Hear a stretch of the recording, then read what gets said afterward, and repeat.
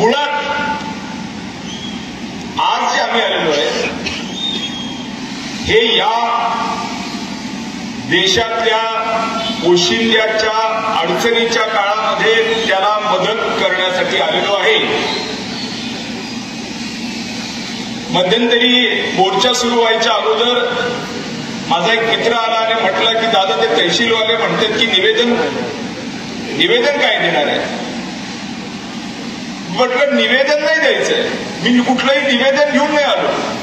म्हणे मग मोर्चा काढला तर निवेदन कसं काय नाही. मी निवेदनासाठी आलेलो नाहीये तहसीलवाल्यांनो, नीट ऐका, मी अनुपालन मागण्यासाठी आलोय. निवेदन आता अनेक वर्षापासून देत होते लोक, दिले ना. म्हणून सरकारने जे निर्णय घेतले त्याचं अनुपालन तुम्ही करत नाहीये म्हणून इथं आलो. मी निवेदन द्यायला आलेलो नाही, मी अनुपालन मागायला आलेलो आहे. सरकारच्या परिपत्रकांचं अनुपालन. मी इथे वाद घ्यायला आलेलो नाही, मी इथे सरकारच्या जीआरचं अनुपालन करून शेतकऱ्यांना त्वरित पैसे कसे भेटतील याचं मी तुम्हाला तंत्र सांगायला आलेलो आहे. संजनाबाईंचे जे कार्यकर्ते असतील त्यांनी काही मन दुखून घ्यायची गरज नाही. तिला म्हणा तू नवीन आहेस, ठीक आहे, शिकून घे. हे बघ तू तर आमच्या उरावर अशी बसलीस आणि तशी बसलीस, चोरी करून बसलीस, बाई आणून बसलीस, काय केलंस ते केलंस, त्याच्यात नाही जायचं आम्हाला. पण तू बसलीस हे कारण त्या तू उतरणार नाही लवकर. पण मग दररोज हर्षवर्धनच्या शिव्या खाणं बरं वाटतं का. लोक काही दिवसानंतर झोडतील बाई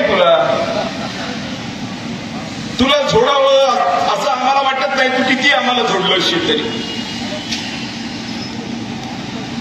आणि म्हणून संजनाचे कार्यकर्ते किंवा ती जर कुठं ऐकत असेल बिचारी किंवा तिचा बाप, मी आणि माझा बाप एवढंच माहिती आहे म्हणे हर्षवर्धनला भाषणात, तर त्या बापाने पण ऐकावं. कारण का तो माणूस पण तर खूप जास्त दिवस लोकप्रतिनिधी राहिलेला आहे. हिला कळत नाही ठीक आहे, पण त्याला तर कळायला हवं ना. बर महाराष्ट्रात काम केलंय का, दिल्लीत काम केलंय किती वर्ष, 30 वर्ष. जो व्यक्ती 30 वर्ष दिल्लीत काम करतोय, अनेक कुटाने करून पोरीला आमदार करू शकतो, तो व्यक्ती अडचणीत सापडलेल्या शेतकऱ्यांना मदत करू शकत नाही का. हिला कळत नाही ठीक आहे, तुम्ही तरी सांगा साहेब. आता तुम्हालाही कळत नाही म्हटलं मग कळालं की तुम्ही का पडले लोकसभेत. पण या गोष्टी तुमच्या आमच्या नाहीये. आज उदयसिंग राजपूत इथे बसले याचं कारण हे नाहीये की मी त्यांचा नेता आहे किंवा मी त्यांचा कोणी आहे, पण होय त्यांना ही तीच कळकळ आहे जी मला म्हणून ते इथे बसले. माझी अपेक्षा होती की संजयने पण येऊन बसावं. नाही कळत ना आपण जायचं, काय फरक पडतो. आता इथून पुढे मी शेतकऱ्यांना एकच सांगेन, आता अख्खं सरकार राज्यातलं असो का केंद्रातलं असो, यांनी जे कायदे बनवलेले आहेत स्वतः त्याचं वाचन होणार आहे. आणि हे स्वतःचे कायदे पाळणार नसतील, जे खरं म्हणजे नाही करायला पाहिजे, माणुसकी दाखवायला पाहिजे, तर मग मात्र त्यांचा यथोचित सत्कार तुम्हाला करावा लागेल. करणार ना. कारण स्वतःचेच कायदे न पाळणारं सरकार याचा सत्कार व्हायलाच हवा. येणाऱ्या कुठल्याही निवडणुका जर झाल्या तर त्याच्यात यांचा सत्कार करा, कारण ते आज तुमचा सत्कार करत आहेत. नाही केला तुम्ही तो सत्कार त्यांचा तर सदैव तुमचा सत्कार होत राहील. आणि ते तुमच्यासाठी योग्य नाहीये. उदयसिंग भाऊ वेल सेटल्ड आहे, बंगला झालाय, सगळं व्यवस्थित आहे, मुलं चांगली आहेत. माझं पण वावर विकून कर्ज काढून मोडकं तोडके घर बनलं. मी पेन्शन नका घेऊ म्हणत होतो, तरी पण त्यांनी पेन्शन दिलीच. कारण माझी पेन्शन बंद केली तर बाकीच्या आमदारांची पेन्शन बंद होईल, उदय भाऊला त्रास होईल, सगळ्यांनाच त्रास होईल. म्हणून पेन्शन देखील सुरू आहे. भाऊबंद अजून आहे ठिकाणावर ठोका देत आहेत, चाललंय, निघून जाईल. मी आणि माझी आई बाकी येणारे जाणारे पाहुणे येत जातात ते ठीक आहे, याच्या पलीकडे काय.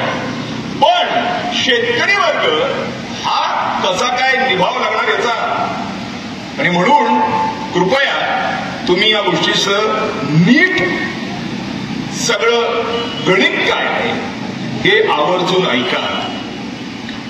हे तुमच्यासाठी आहे. वीर सावरकर म्हणायचे, मी असेन किंवा नसेन पण देश असणार आहे. आज मी त्यांच्या वाक्याचा पुनरुच्चार करतोय. हर्षवर्धन असेल किंवा नसेल पण कन्नड सोयगाव मतदारसंघ असणार आहे, देश असणार आहे. म्हणून मी जे काही तुम्हाला आज सांगेन ते शांतपणे नीट ऐका, नीट समजून घ्या. पुन्हा सांगतो, वाद नाही करायचा आहे आपल्याला अधिकाऱ्यांच्या सोबत. आपल्याला त्यांना अनुपालन मागायचंय आणि तेही त्यांच्या तोंडून आपल्याला ऐकायचं आहे. आपण सर्वजण या क्षणाचे साक्षीदार आहात आणि हे भाषण आणि हा कार्यक्रम दरवर्षी जर अशा पद्धतीची दुर्दैवी परिस्थिती आली तर मार्गदर्शक म्हणून काम करेल.